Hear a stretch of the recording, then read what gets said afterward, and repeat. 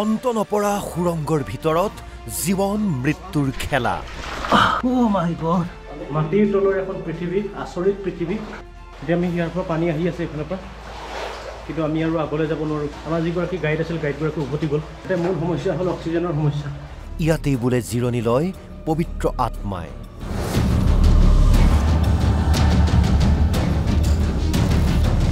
গাৰো পাহাৰৰ পানীৰ তলত অন্য এখন পৃথিৱী।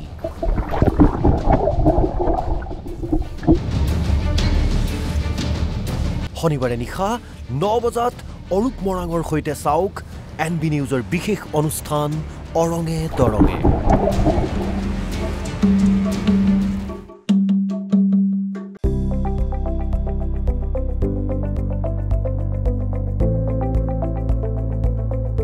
NB নিউজ, সহজ সৰল ভাষাত নৱভাৰতৰ কথা।